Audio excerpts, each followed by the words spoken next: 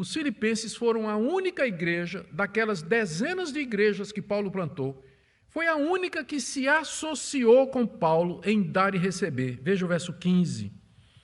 E como vocês, filipenses, sabem muito bem, no início da pregação do Evangelho, ele se refere ao tempo que ele teve lá em Filipos, quando parti da Macedônia, Macedônia é o nome da província grega onde estava a cidade de Filipos, quando parti daí, nenhuma igreja se associou comigo nessa questão de dar e receber. Eles dariam recursos para Paulo e receberiam de Paulo sustento espiritual, exceto vocês somente. Já pensou?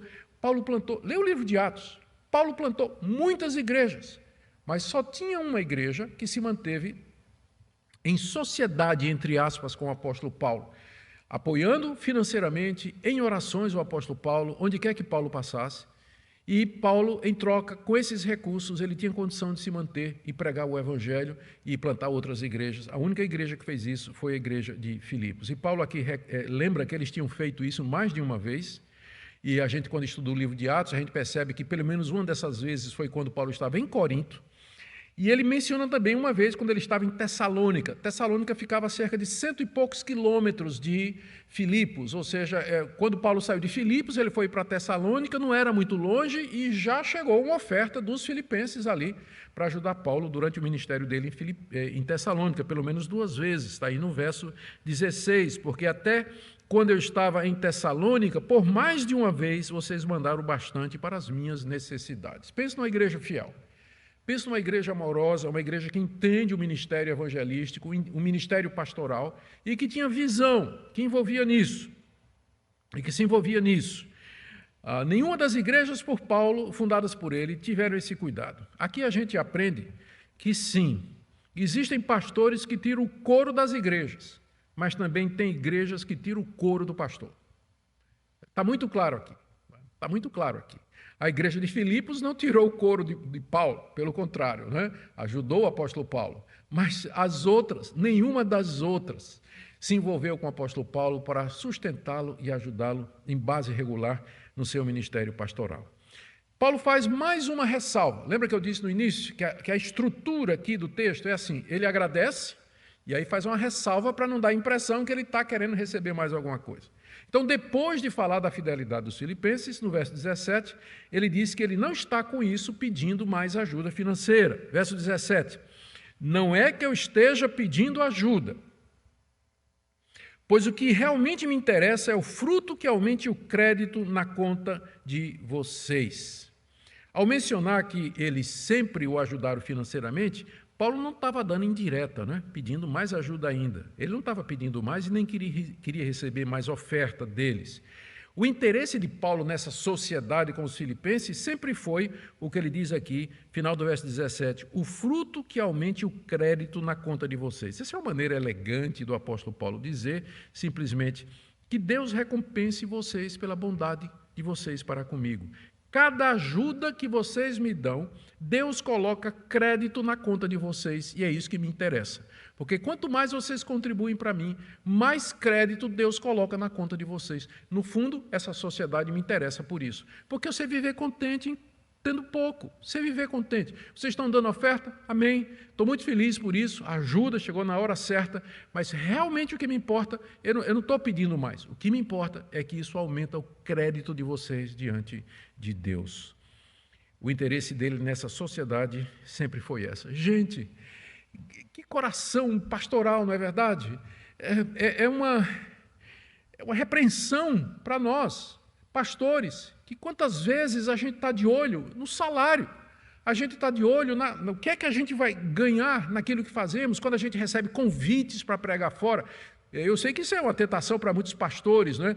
Eu recebo muitos convites para pregar fora.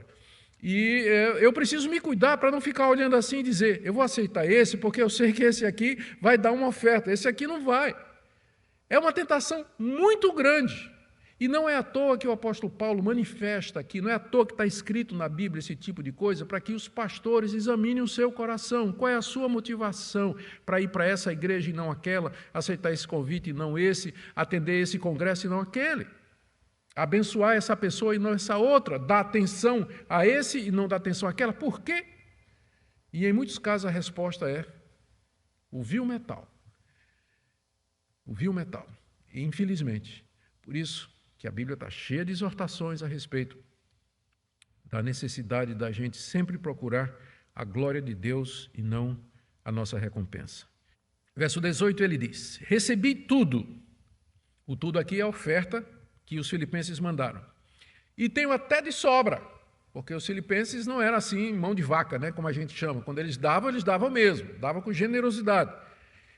Estou suprido, ou seja, tenho o suficiente para as minhas necessidades, desde que Epafrodito me entregou o que vocês mandaram. Isso aqui é importante, sabe por quê? Para deixar Epafrodito tranquilo, porque alguém lá da igreja de Filipos podia dizer: será que Epafrodito entregou essa oferta mesmo? Porque não seria a primeira vez que alguém recebe a missão de entregar um dinheiro a outro e no meio do caminho passa a mão no dinheiro. Então Paulo aqui, ele passa um recibo que isenta Epafrodito, que diz: Epafrodito entregou o que vocês mandaram. E com isso Epafrodito está tranquilo, não resta nenhuma suspeita sobre a lisura e sobre a honestidade de Epafrodito. Então era importante que Paulo fizesse isso, para resguardar a honra e o nome desse obreiro tão precioso da igreja de Filipos, que é Epafrodito. E Paulo diz: ele me entregou tudo que vocês mandaram. E olha, Paulo compara essa oferta ao aroma, oferta de aroma agradável e um sacrifício que Deus aceita e que lhe agrada. Essa linguagem aqui, do final do verso 18, Paulo está tirando do Antigo Testamento. Lá no livro de Êxodo, Deus mandou que Arão, quando oferecesse sacrifícios de animais, ele também queimasse incenso. Então, juntava aquele cheiro de carne assada, né, de churrasco, junto com um aroma suave, de um perfume preparado para aquilo. Era a oferta de aroma agradável. E diz lá que Deus aspirava aquele cheiro e aquilo era agradável a Deus, e ele recebia aquela oferta. Paulo está usando essa linguagem para se referir à oferta dos filipenses. Ele diz: olha, eu recebi essa oferta. Da mesma forma que Deus recebe aquele perfume queimado juntamente com os sacrifícios. Como ele diz aqui, ó, é uma oferta de aroma agradável, um sacrifício que Deus aceita e lhe agrada. Não é maravilhoso quando a gente vê as bênçãos que as pessoas nos dão dessa perspectiva como culto? Não é? Paulo diz, ele fala da oferta em termos de culto. E é por isso que nas nossas igrejas nós queremos que as ofertas elas sejam dadas durante o culto. Porque quase toda vez que se menciona as ofertas dos cristãos no Novo Testamento, se usa a linguagem cerimonial do Antigo Testamento, dos sacrifícios, para se referir a elas, dizendo que se no Antigo Testamento os israelitas traziam os melhores animais, o melhor fruto, o melhor grão, no Novo Testamento a gente dá do melhor que a gente tem. A gente separa para Deus, e a semelhança do Antigo Testamento, aquilo é como um aroma agradável à presença de Deus. É assim que Paulo estava vendo a oferta daqueles queridos irmãos. E é assim que nós devemos ver também os dízimos e ofertas do povo de Deus para o sustento dos obreiros. Em contrapartida, Paulo diz: o meu Deus vai dar a vocês muito mais. Verso 19: o meu Deus, segundo a sua riqueza em glória, há de suprir em Cristo Jesus tudo aquilo que vocês precisam. Paulo não tinha nada, mas o Deus de Paulo tinha tudo. Por isso que ele diz: o meu Deus vai suprir todas as necessidades de vocês. Vocês supriram a minha necessidade com uma oferta. Eu não tenho com que dar a você, não tenho como contribuir, retribuir para vocês, mas o meu Deus, que é dono do mundo, do universo, do todo ouro e de toda prata, ele vai suprir a necessidade de vocês. E ele vai fazer isso segundo a sua riqueza em glória, ou seja, Deus é gloriosamente rico, infinitamente rico, e ele tem todos os recursos. E ele vai fazer isso em Cristo Jesus, significa através de Cristo, por causa de Cristo. Tudo aquilo que vocês precisam, o meu Deus haverá de suprir. E os filipenses precisavam de muita coisa. Eles estavam passando por perseguições, a igreja estava dividida, havia lutas dentro da igreja. E Paulo diz: olha, o meu Deus vai suprir as necessidades de vocês. Vocês me abençoaram e o meu Deus vai abençoar vocês. Portanto, verso 20, a nosso Deus e Pai, seja a glória para todos sempre. Amém. No verso 19 ele disse: o meu Deus. Mas aqui no verso 20, nosso Deus, porque o Deus de Paulo é o mesmo dos filipenses. Primeiro, uma palavra a você, meu colega de ministério, você que é pastor. Nós temos que aprender a viver contente em toda e qualquer situação. Quando você aceitou o chamado de Deus para ser pastor, você renunciou a uma carreira onde você poderia ganhar muito e ter muito. Grande parte dos pastores das igrejas brasileiras, eles têm um salário abaixo do razoável, passam necessidade, eles têm que trabalhar para poder se sustentar, porque as igrejas são pequenas, não têm condição de mantê-los para fazer o trabalho pastoral. Sim, eu acredito que o trabalho pastoral ele deve ser de tempo integral. O pastor precisa de tempo para estudar a Bíblia. O pastor precisa de tempo para visitar as ovelhas, precisa de tempo para aconselhar as ovelhas, precisa de tempo para oração, ele precisa de tempo para cuidar da sua família. O que é que adianta ganhar a igreja e perder a família?